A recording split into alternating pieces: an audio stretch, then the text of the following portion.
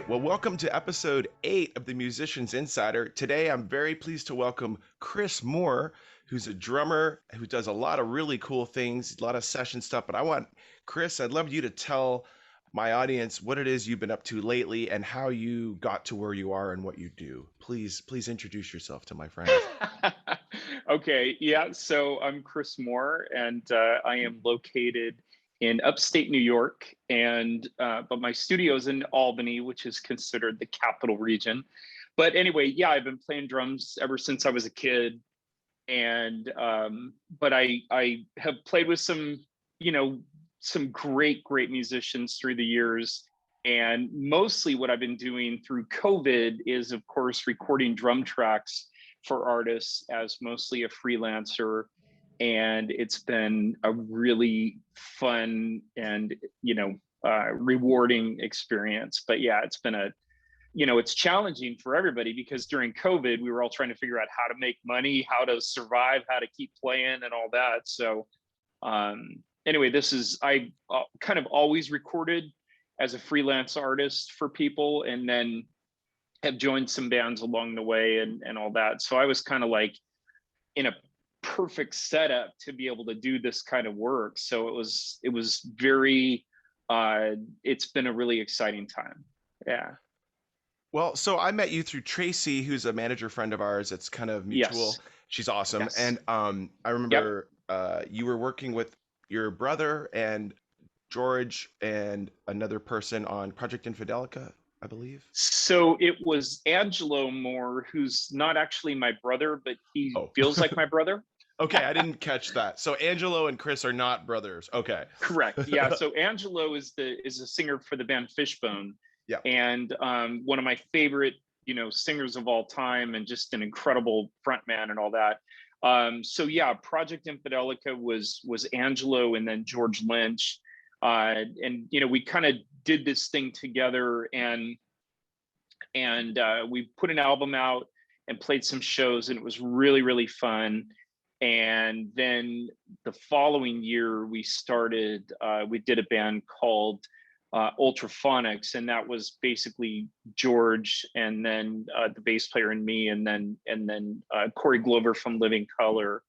And that was more of a serious kind of thing. And so I I write a lot of lyrics and vocal arrangements and things like that. So I was able to collaborate in Project Infidelica with Angelo doing the vocal stuff, and then with Corey uh, in Ultraphonics. I wrote lyrics for a few of the songs, and then like the song Walk Run Crawl that we did a video for. I wrote the lyrics for that, and then and the vocal arrangement. But Corey and I were able to. He's a really good collaborator, and Corey is one of my heroes in not just music but as a person. And he's just an amazing human. And so to be able to sit there with this, having write these lyrics and then have Corey sing them with that iconic voice was just like it's unreal. But anyway, and so Ultraphonics did a record, and we never got to play live because George was, already doing other projects. But then at the same time, I got offered to do the Rock of Ages tour, and so I took off and did that. And this was a couple years ago now. So I went off and did that, and but I did see Corey last year, right as COVID was starting. I ran into him at a show, and we sort of had a big hug, and we were like, man, we did a great record. It was like, yeah, we did. And we worked really hard on that record. I mean, we worked on it for a year and a half. So, and I played really well. I was really happy with my drumming on that record. And it was produced by Bob Daspit, who is his biggest thing that he's known for is being Sammy Hagar's producer. But Bob produced and mixed it. And Bob is one of my best friends in the world. And so to have Bob working on it, and Corey and all, it's like, oh man. And then George being such a monster player. So the I did the Rock of Ages tour, and then when I saw Corey last year, we were like, man, I wish we could do something else. And so we actually I'll say it, but we did a song. We actually have a song and a like a lyric video that I made the lyric video, but we got together and when I moved to New York last year, we Corey lives about an hour and a half south of me, and so Corey came up to the studio. We collaborated again. You know, I wrote lyrics for this song, and Corey sang it in my studio. I recorded him, which again is like unreal. And then, so we're hoping that that will come out sometime this year. We talked to the label about it, and our you know kind of best case scenario would be that we do that the label releases that and some other kind of jam slash writing stuff that we did that wasn't really formal, but and then we'll get a chance to really do sort of Ultraphonics 2, which we would go through that process again. Lastly on that is that because George and the bass player are in LA and then Corey and I are in New York, it will be pretty easy for us to collaborate that way because again, Corey and I work really well together. And because I do so much remote recording and writing, that George and I could, you know, share tracks back and forth. And so I could do drum tracks and then we send them off to Bob and Bob can mix them. So Corey and I can collaborate on all of the lyrics and vocal arrangements here. But like Corey as a writer is so strong that like a lot of times he'll come in with a song and go, oh, I got a great idea for this. And he just knocks it out of the park, you know? And then there's other stuff where he's like, you know, and I'll be like, hey, I got an idea for this. And he's so like open and cool that he's just like, oh, this is great. Yeah, okay. And then we just, you know, we're off to the races. So, And so yeah. for you, recording during the pandemic wasn't really much different than before because, you know, like you were already doing tracks for people that same way. And now it's just Yeah. become, now you're the guy that already knew how to do it. So everyone can come to you. Yeah, thank you. No, it's, you know, and I've really worked during this time as well. I've really worked on mixing my own drums so that, you know, when I send drum tracks to somebody, if they were a project or a band or whatever has, you know, a record that they're working on and they have somebody who's going to mix it, when I send the stuff to their engineer, the tracks are in pretty good shape so they won't have to do as much work to get them into, you know, drum shape or whatever. But yeah, so I've really worked on my kind of mixing chops here as well. Well, so one of the reasons I started the podcast, it's called The Musicians Insider, Okay. is just to kind of give other artists some inside techniques and tips, but not like your secret sauce, but maybe just advice for perhaps other drummers in your case that may be newer to the industry. Because what you just said about working with your friends, Yeah. I'm getting older. I'm starting to feel like, oh my God, I love it when I find someone who I've known for years and we used to hang out and now they're Yeah. pro, like, and you get to work with them. Like, I'd love to work with Jay Totally. Ruston someday. I'll probably get him to mix something if I can get his time, but we used to be in a band together, like, and that guy's Oh killing it, wow. right? Jay And is a phenomenal. He's a legend, man. The guy's unbelievable. well, you Yeah. see, I love that you know him, and I've been in LA for a while, and I know some people, but like we were all in Ottawa once, right? And we were all just like beginner bands, and like I was gonna show Jay this and get him on here, where I have his card, what it was, his name is crossed on it. You know, I just found this while I was going through some thermocline stuff. So we're Great. like, this is our band. Wow. So, but we're Wow. and what's funny is I just have it all here. I have like a press kit we made, and it's like in mint condition that we sent Oh, out that nice. never went out. But I'm Nice. going to Toronto today, and I'm bringing a bunch of this stuff with me, and we're doing like a pre-shoot wardrobe thing. We're shooting a video on Friday for the first Oh, nice. single for I'm Not Sorry. We're shooting a new video, and we're re-releasing the record August 6th, and nobody knows that yet. But this is the first time I'm mentioning it because it's all happening. But that's not why you're on here. But Chris That's played on awesome though, man. Congrats. Chris played on Uphill Battle Part 2. It's called Vibin' Me, Uphill Battle I Part 2 did. in brackets, and Yes. Uphill Battle Part 1, which is coming out on a future album. Oh, nice. I don't know Awesome, man. when or where, but I really I love what you did on that song, and my live drummer Jack has been feverishly working on that live version of what you did, and I think it's awesome. Thank you. Thank However, you. this isn't about me or my project. This is about the I can't say it, Musicians Insider, and doing things for other artists. So I'd love to hear any more artist related positivity stuff? Like, I don't want to talk about NFTs. We've already done a few of those, but stuff like weird No. stuff that might be helpful. Anything you can talk about. It doesn't have to be drum related or anything. Okay. What you got Yeah. for No. No. us? No. Yeah. No. I think I will give you. I mean, I'm wide open to talk about anything, and there's no worries about like secret sauce stuff or anything. I'm happy to talk about anything. Give them your secret sauce. What do you got for Yeah. us? Well, I think honestly that for me as a drummer, I work really, really, really hard at being the best drummer that I can be. And so So being how? here, yeah. And the thing is, like, there are drummers that I really like what they do, and I listen to their stuff, and I'm inspired by what they are doing. And so I don't try to emulate what they're doing. I really try to do my own version of it. So uh, there are some drummers that I'm a huge fan of that are, like, so Nate Smith and Eric Moore, and then um, Brian Evans and Shane Gallus, and a lot of these guys are just such phenomenal drummers, and they'll put out little videos on, say, Instagram or what have you. And so I follow these guys and I listen to what they do, and I go, man, that really, like, they just, it's not, they do these incredible chops, but it's really at the base of it is how they hit the drums, how they play, and really just kind of that magic that happens as they're playing. And so I get inspired by what they do, and I take that and I do my own version of whatever little thing caught my interest.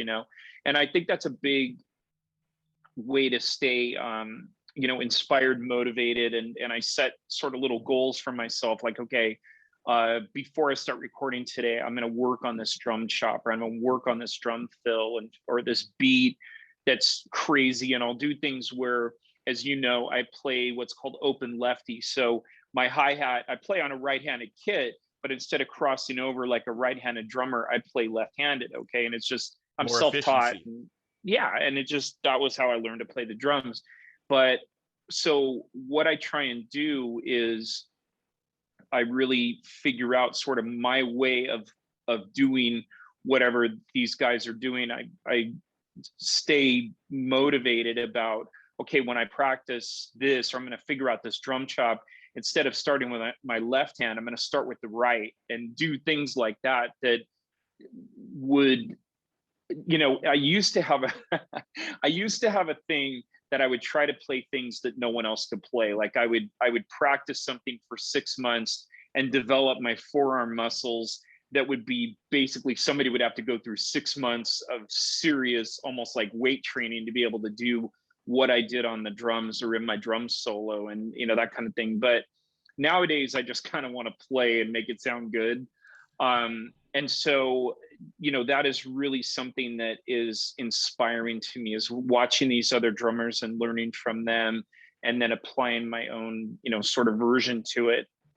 The other thing is that I think the most important thing, honestly, about being a musician or being in a band or being a collaborator is just being cool to people.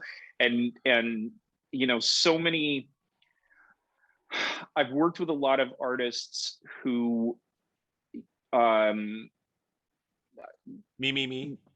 yeah, and I think it's the saying is, of course, with touring musicians, it's all about the bus. And when you're on the bus, you're traveling, you're doing planes, trains, and automobiles, and you're tired, and you got to play shows every night, or however it is. It's like, you just got to be cool and easy to get along with. And I've seen people really lose their minds on the road, and it's just, you can't do that. So anyway, Right. that's it. That's Um, a big secret. I got a piece of advice too. I feel I'm really good at identifying talent, Yeah.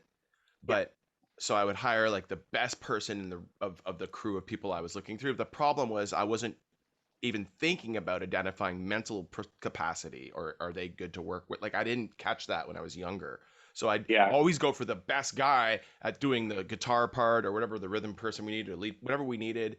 But you really need to judge character. Are they responsible adults? Are they going to be off the Yeah. chain partying when you're trying to tour? Like, who knows, right? So I made a lot of Yeah. mistakes, made them let them, and I also resonated what you said earlier about when you're doing the drum stuff where you might spend 6 months on something. Like for skateboarding, I skateboard a lot. Yep. Not I hurt my arm recently, but Yep. I would learn a really weird trick, but literally spend forever making the board do something that Yeah. really no one can really do, but it takes a lot of like practice. Like I'll say the trick is a no comply stalefish boneless. I can do that. But Nice. for guitar playing, um, I have a song called "It's Time for Love" where it's like the intro riff is like "da-na-na-na-na-na-na," but then I do it on the one later where I go na na na na na na na na. It's the same riff, but the accent is moved. But I Yes. really practiced the hell out of that, and now it's in a Yeah. song, and I have to sing and play it. And if you could practice something really unique to what you can do and get it down and really get it, and then put it on a record and play it live every night while singing, and it's like, Yes. how the hell would you sing and play that? It's Yeah. incredible. And like when I watch my favorite artists, sometimes I'll see like something that Dimebag is doing and Vinny and like those guys like Pantera, and I'm trying to play the Sure. guitar while singing Phil Anselmo's part. You're Right. trying to take two legends and be them, and that's a really hard thing to do. So when you're writing something, try to write something that consists of that, and then when you finally get in the studio, it's legendary because you've spent 6 to 8 months doing it, and no one else has that. Totally.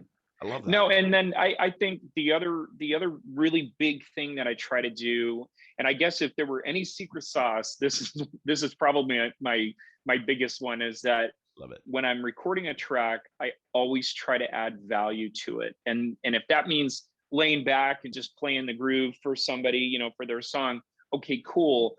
But there are going to be things that I'm going to add, whether even if it's just ghost notes, but um or a fill that you just a drum fill that you just go, whoa, what just happened? And then it's like back to the song.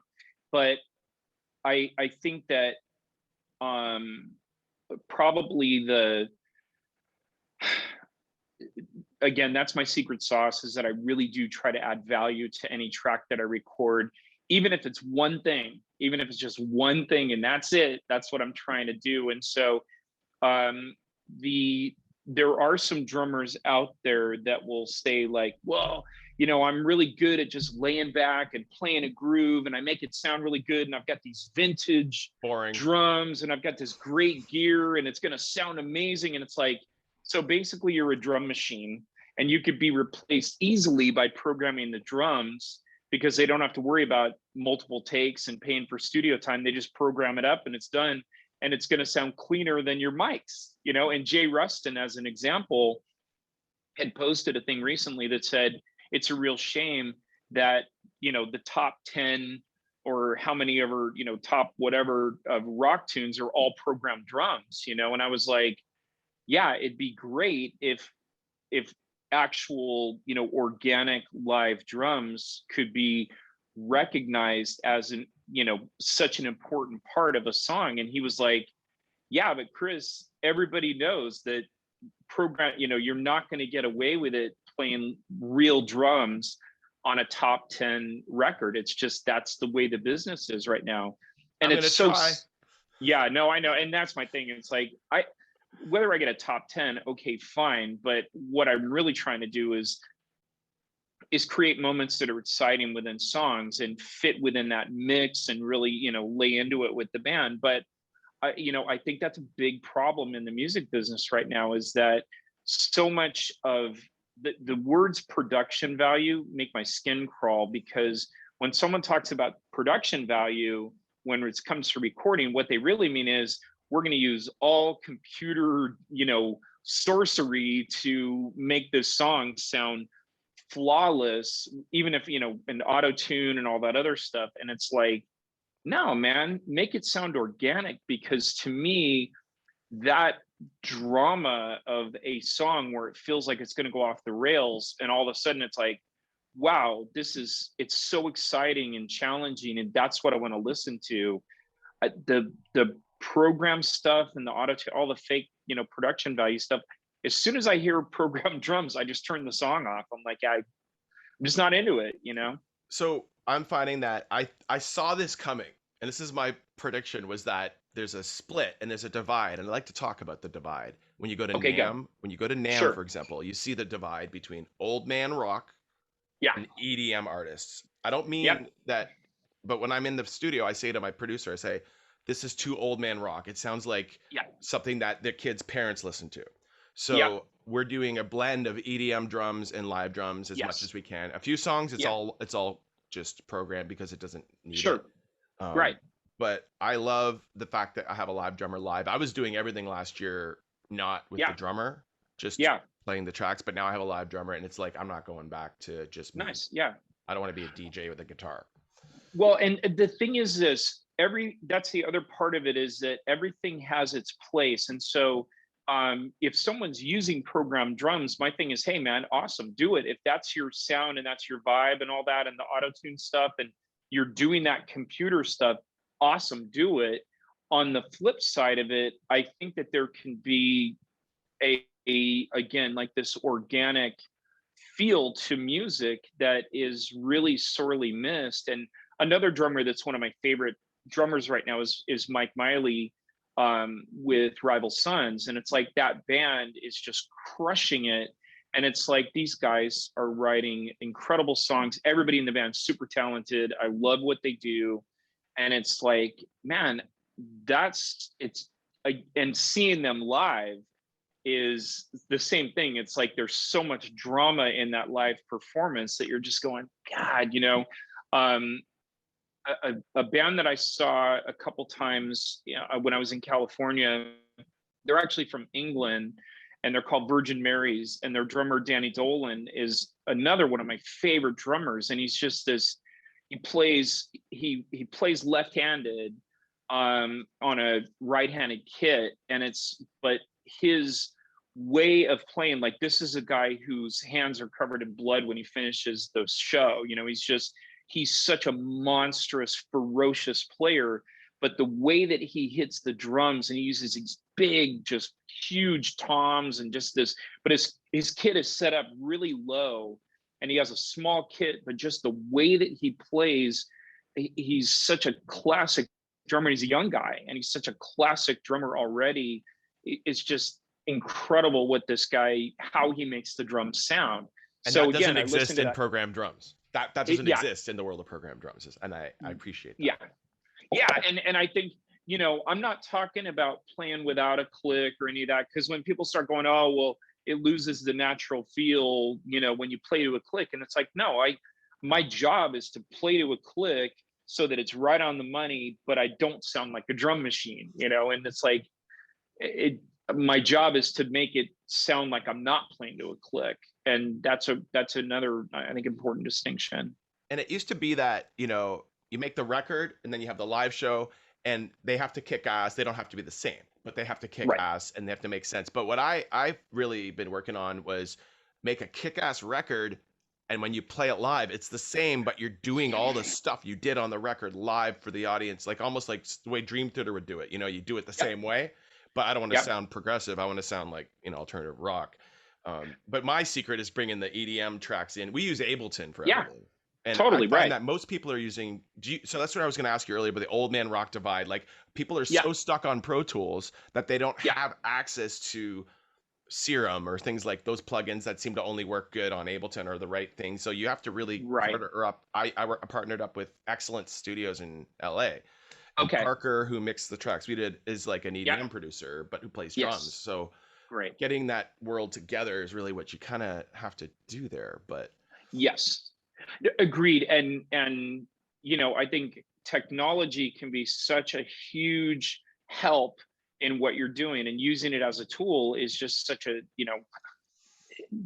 really, to me, it just, if I'm doing a drum mix for, like, I'm working on a record for this band right now, and it's like I'm trying to send them really good mixes, and I kind of figured out their vibe, and so I'm figuring it out. But honestly, right now, I'm really trying to figure out my snare mix or my snare sound and tone. It's not what I want, but I'm trying to do it via EQ and not doing sound replacement or any of that other stuff.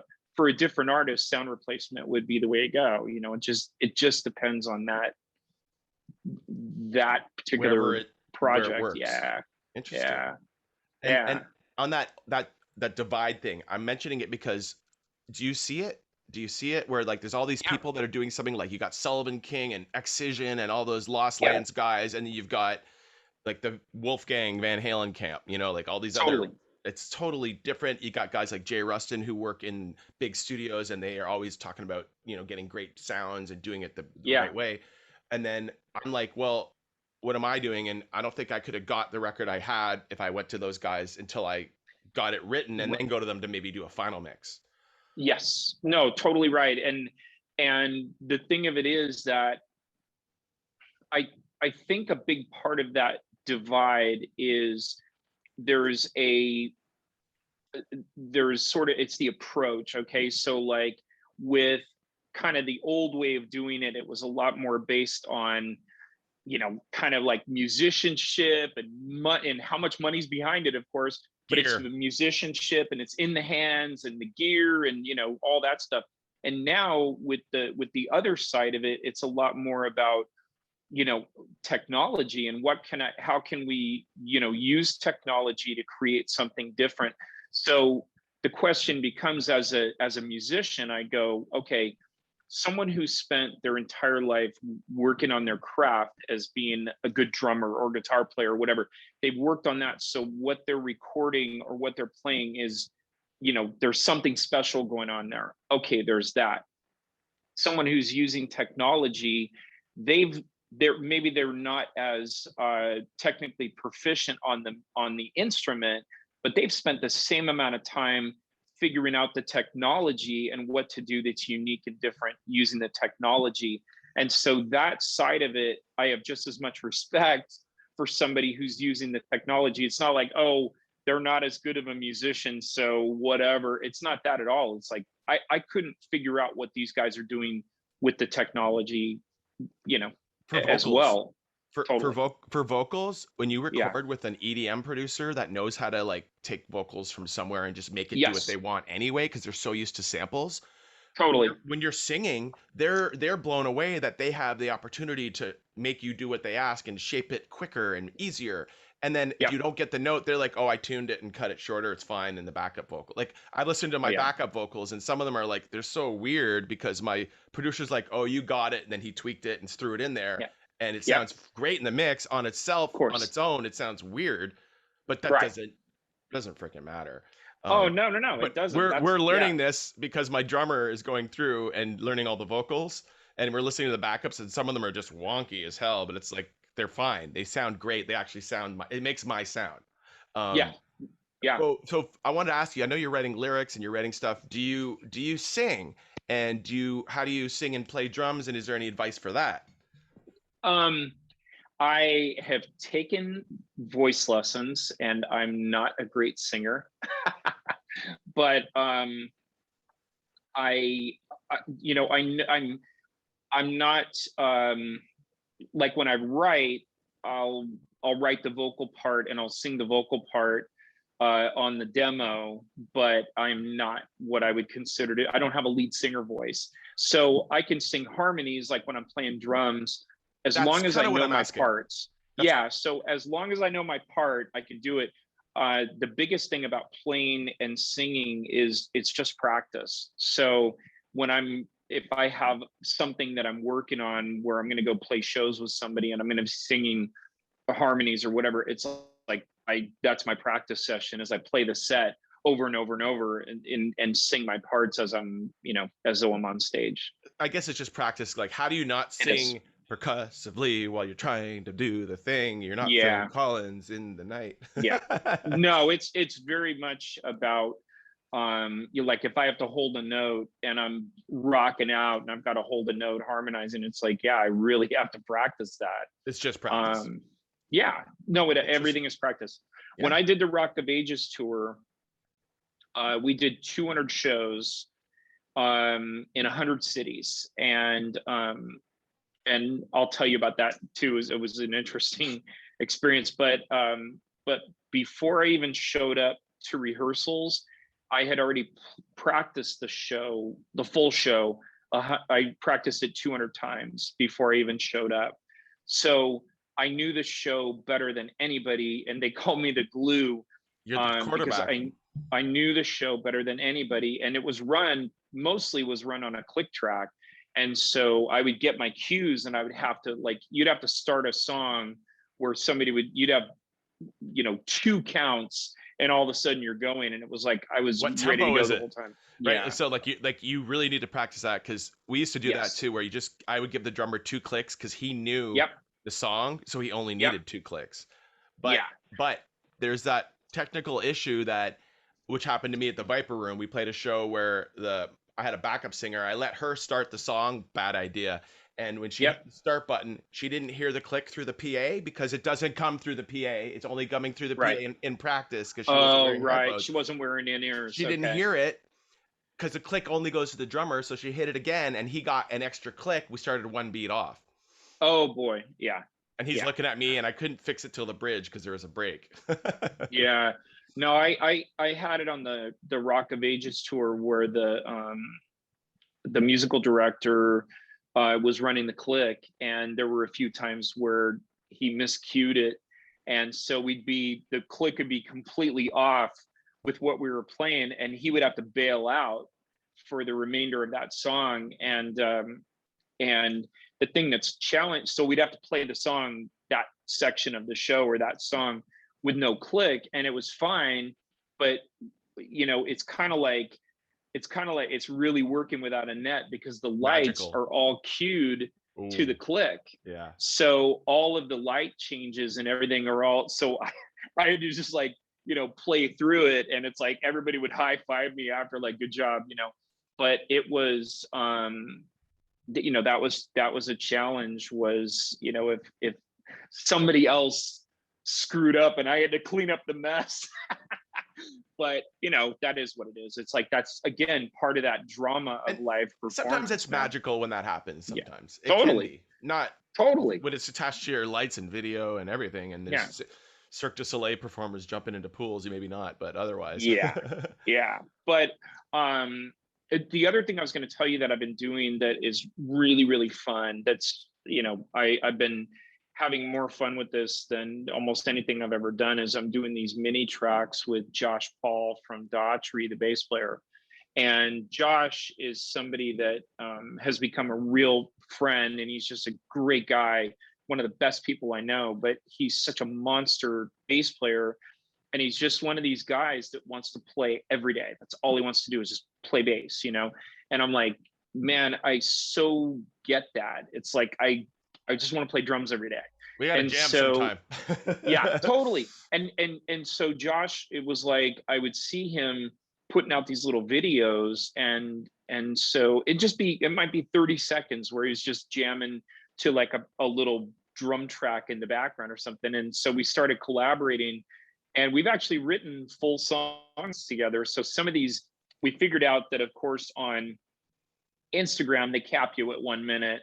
So you can't do anything longer than a minute unless it turns into then a long video, which nobody's going to watch, right? And the statistics on social media, that usually after about a minute, unless you've got something really compelling, most people are going to stop watching after a minute. So we were like, let's do these 1 minute, we'll call them mini tracks. Let's do like a 1 minute or less video of us jamming. And so I edit the video footage of us, and I do like these split screen things, and we just rock out. And and again, some of these mini tracks are actually just a 1 minute section of a full song that we've written that we'll probably release at some point. But it's really, really fun, and it's great because we're both working on stuff all the time, and it's like, oh, I figured out this cool little drum fill thing. This will be perfect for a mini track. And so we get on and send tracks back and forth. And yeah, Josh is amazing. With the technology too, I think it's important to mention that in the last 5 years, it's really changed to allow people like me to do a record at a way cheaper level, and actually totally. and not compromise on production value. Like, it's insane what we can do on a small, like, little hard drive. Like, we used to have 2-inch tapes, we used to have all that stuff, and then you got people arguing about it sounds better on 2-inch tape. I'm like, it's not worth the sound to go use tape. No. No. I agree with that. And I think another thing is that like recording drum tracks here in my studio is I I have a process. I have a way that I do it. And I've had artists say, well, look, we're doing this record and we want you to come to, wherever, LA or Chicago or whatever. And we want you to actually come into the studio with us, and we're going to record everything in a, full production studio, live together. We're going to play together because we want that, that sound. And it's like, okay, look, my process is that I sit here and I figure out exactly what I'm going to play, and then I record it. And if I screw it up, I'm going to start over. I'm not going to punch in and do all that other stuff, but I really try to work through the song for a long time. And again, I have this process where as I'm recording it, I figure out different things, and I'll go back and redo something or whatever. And really, I'm a perfectionist, of course. So it's like, if I were to do that with somebody, they're not getting the best of me, because the other thing is, as I'm recording a song, as it's getting toward the end, if I'm doing it live and I don't want to screw up and have everybody have to start over, I'm going to play it really safe so I can ride that song out and not add the thing at the end that I was going to do that was going to make it go boom. But instead, I'm like, okay, I don't want to screw this up, and so recording live like that is like, I'll pull it off live, but as I just wrote a drum thing, I just wrote this drum fill, and it starts on the 3 and I got to remember that as I'm playing. And how did that go again? I don't want to do that and waste everybody's time. And Because you might miss the note and you screw up the take at the last part and you do it all absolutely, man. And it's not that it's not that I can't pull it off. It's that as I'm playing it, I'm not going to just do a standard drum fill that starts on the 3 or starts on the 1 and it's a 4 count fill. It's like, this is, I'm entering this fill at a weird place, and then I have to do this crazy thing and get back on the 1 and still be grooving. It's going to take me a few times to lock that down. And for the skateboarders watching, the skateboarding analogy, not that there's any skateboarders watching, is after they land the trick where they slide down the rail and they've took 30 tries, they've never landed it, they kept falling and falling, they finally land it. At the end, they do a tray flip at the end. Right. If they miss that tray flip, it ruins the clip. There you go. That's exactly what I'm talking about. That's a perfect analogy. That's why I always think like that. It's just how I can teach people. But it's funny because like when, so people will say, okay, what do you charge to do tracks or a record or whatever? So I give them my rates. Then when they go, okay, well, look, we want to do this big production thing and we're going to do this in the studio and we really want you to be there. And it's really important for our integrity of our record. And it's like, okay, well, it's going to cost you. You're going to have to fly me there. You're going to have a kit there for me. You're going to have to give me a per diem and cover my hotel. And it's going to be this much more. So why don't we just, so when you're talking about it's a lot cheaper to be able to do it the way we're doing it, that's exactly right. Because my cost is just, my studio rent every month, and I'm engineering the sessions myself. So it's a lot cheaper. And when I talked to you about doing the tracks for me, I hadn't even planned out the entire record. We didn't really know where we were on that yet, because that was quite early in the process. Okay. And that was helpful.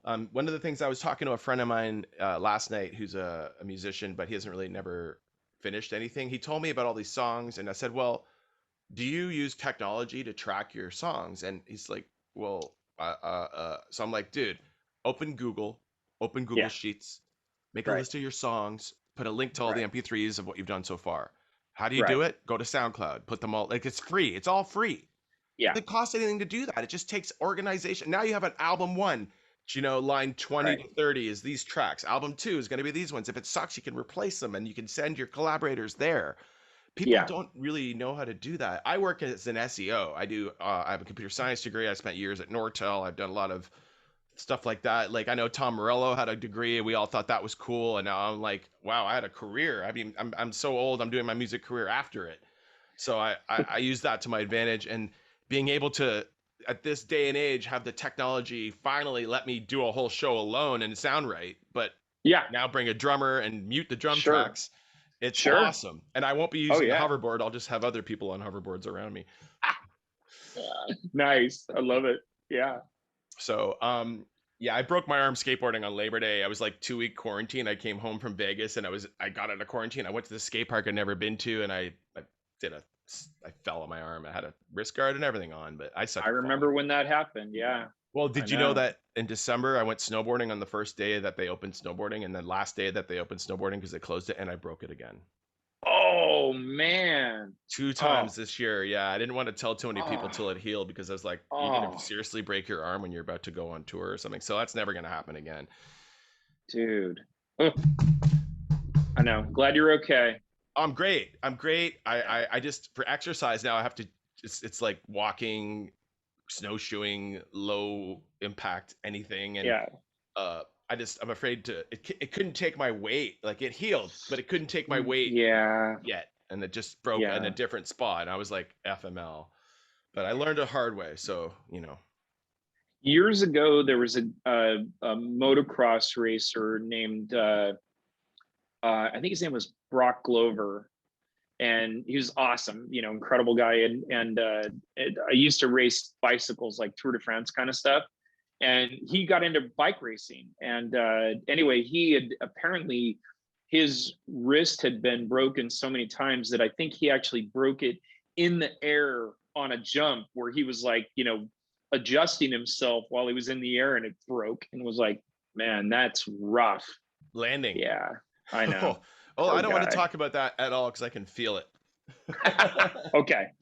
But yeah, so but I think that's the whole thing that's so um that's so exciting about music right now, is that everything's opening up again and people are going out and playing live, and tours are getting booked and all that, and that's super cool.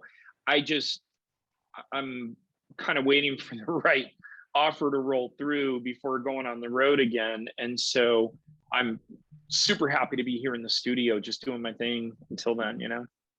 That's awesome. So Yeah. we've got a few minutes left. If you want, we can wrap it up soon too. No big deal. I'm heading to Toronto in about half an hour.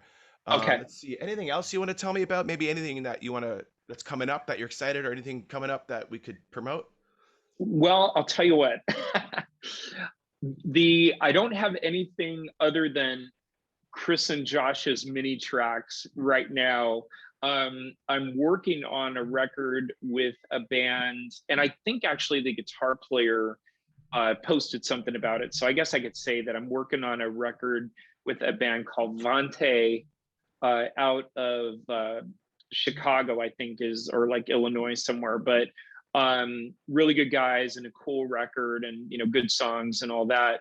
Um, I don't know when that's coming out. And then there's a band here in New York called Swim the Current, and I did a song with them, and we've kind of danced around the idea of doing a video for it. So that'll be out pretty soon. I think sooner than later.